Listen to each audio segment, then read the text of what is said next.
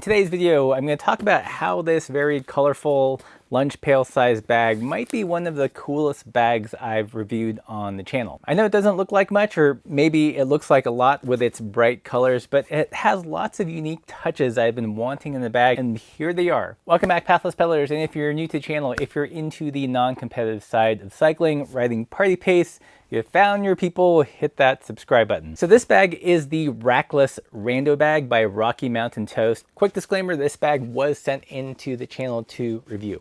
And before I go any further, I should probably explain what a Rando bag is, because inevitably I get comments like random bag. If you've never heard the term Rando before, it's actually short for randonneuring, which is a long form type of cycling event. We're talking distances of 200K, 400K, 600, all the way up to 1200K. Not quite a race, although I guess some people race it, but basically a very long form cycling event where people are generally self-supported, they ride through the night. And to help people cover these long distances, they ride with what's been typically called a rando bag, short for randonneuring.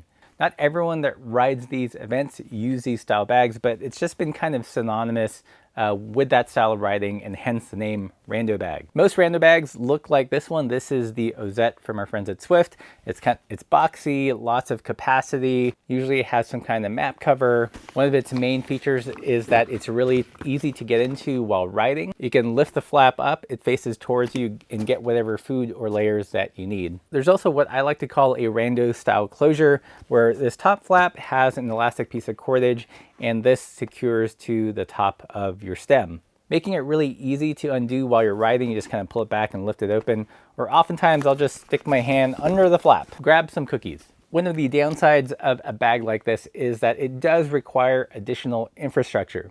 And by that, I mean usually a rack. And these racks generally are known as Rando racks. Big surprise, right? Hopefully you're sensing a pattern here. And what these do is they support the bag. You'll notice that this has some additional hardware. That's where this other French thing called a decaler comes in, that usually attached to here, and this slides on. So you can see where I'm going with this. There's lots of, kind of small parts that add up to make the system work, which I think is one of the reasons why it hasn't really taken off like bike packing bags, say, that you can attach directly to your handlebars. I've used Rando bags like this that do require a rack, as well as more modern interpretations of the Rando bag, which are a little bit more quick release and use modern hardware like the Click Fix system, which works, but I'm generally not a fan of because I tend to move my bags from bike to bike to bike very often. And I totally get it, most people probably don't do this, but since I do this, I do tend to favor bags which don't require a lot of extra added hardware. So all that to say, enter this bag. This is a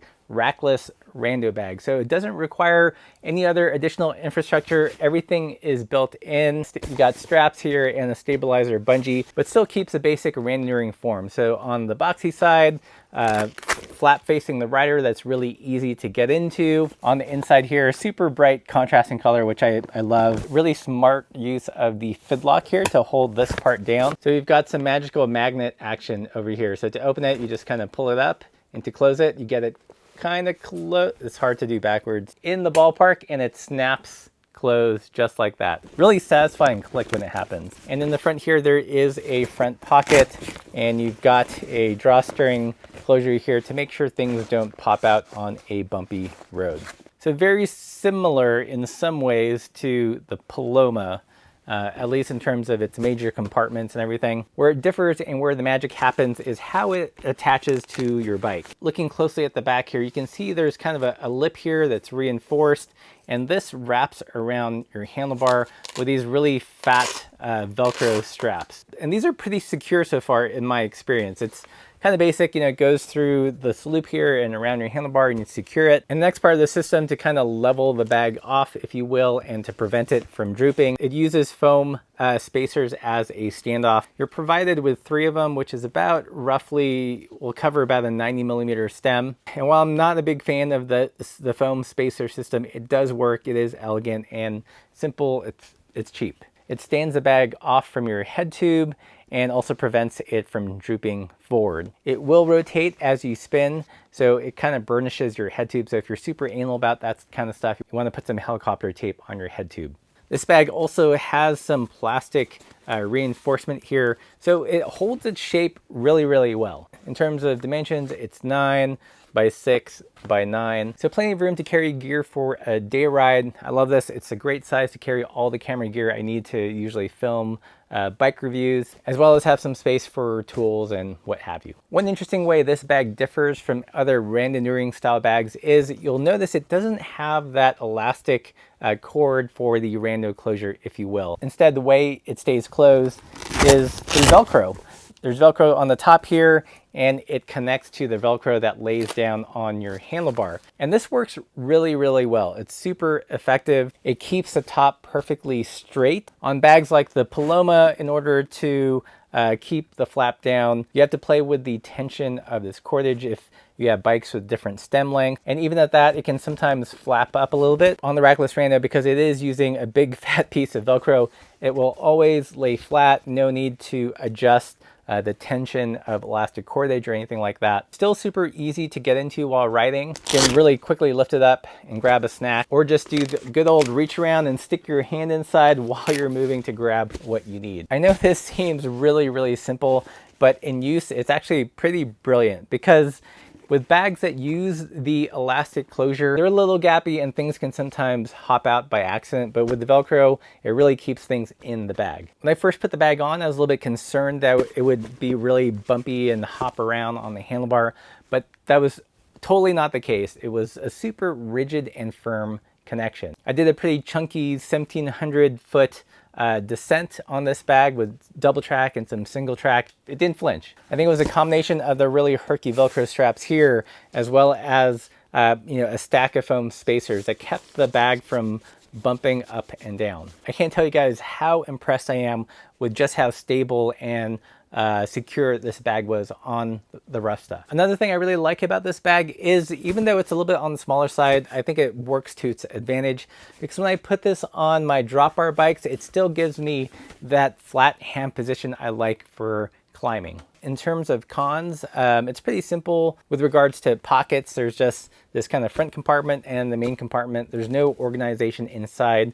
I would have liked to see a sleeve side pocket just to put pens or quick snacks. But since these are custom builds, you could probably spec that out if you really wanted to. Another big con for some people is going to be the question of waterproofness. As you can see, it's not a hermetically sealed bag. So if you go swimming with your bike, yes, you will get some water ingress. But in my experience with multiple bags that use this type of material, your stuff will stay generally dry. And if you want to make sure it stays absolutely bone dry, just put it in a plastic shopping bag, then put it in this bag.